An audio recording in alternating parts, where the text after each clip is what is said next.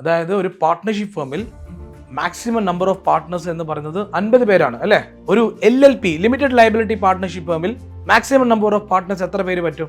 Unlimited ആണ്. അപ്പോൾ ചോദിക്കും, എന്നാൽ ഒരു 1000 പാർട്ട്നേഴ്സ് പറ്റുമോ? ഒരു 2000 പാർട്ട്നേഴ്സ് പറ്റുമോ? ഒരു 4000 പാർട്ട്നേഴ്സ് LLP പറ്റുമോ? അൺലിമിറ്റഡ് എന്നല്ലേ, എത്രയും പറ്റുമല്ലോ അല്ലേ.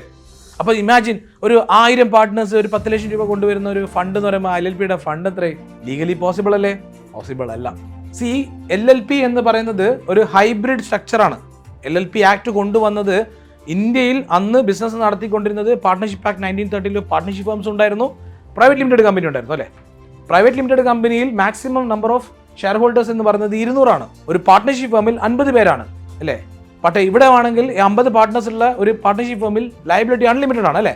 അപ്പോഴാണ് എന്നാൽ പിന്നെ ഒരു ഹൈബ്രിഡ് സ്ട്രക്ചർ കൊണ്ടുവരാം എന്നുള്ള രീതിയിൽ അവർ ഒരു ഫ്ലെക്സിബിൾ ആയിട്ടുള്ള ഒരു സ്ട്രക്ചർ, അതിൻ്റെ പ്രൈവറ്റ് ലിമിറ്റഡ് കമ്പനിയുടെ ഒരു ലിമിറ്റഡും ഈ പറയുന്ന സാധനത്തിൻ്റെ ഫ്ലെക്സിബിലിറ്റിയും, പാർട്ട്ണർഷിപ്പ് ഫേം നടത്തുന്നതിൻ്റെ ഒരു ഫ്ലെക്സിബിലിറ്റിയും ഈ പ്രൈവറ്റ് ലിമിറ്റഡ് കമ്പനിയുടെ ഒരു ലിമിറ്റഡും കൊണ്ട് ഒരു ഹൈബ്രിഡ് സ്ട്രക്ചർ. ഹൈബ്രിഡ് എന്ന് പറയുമ്പം 50-നും 200-നും ഇടയിലായിരിക്കണമല്ലോ. 200-ന്റെ ക്ലോസ് ചെയ്യാൻ പാടില്ലല്ലോ അല്ലേ. 200 മുകളിൽ ഷെയർ ഹോൾഡേഴ്സ് വന്നു കഴിഞ്ഞാൽ അതൊരു പബ്ലിക് കമ്പനിയാണ്, പ്രൈവറ്റ് ലിമിറ്റഡ് കമ്പനി അല്ലല്ലോ. അപ്പോഴെങ്ങനെയാണ് LLP മാത്രം ഒരു പബ്ലിക് ലിമിറ്റഡ് കമ്പനി പോലെ 1000 പാർട്ട്നേഴ്സ് വെച്ച് നടത്താൻ പറ്റുക? പ്രാക്ടിക്കൽ ലോജിക്ക് സെറ്റ് ആവില്ല. Fintaxman, the mentor your business needs.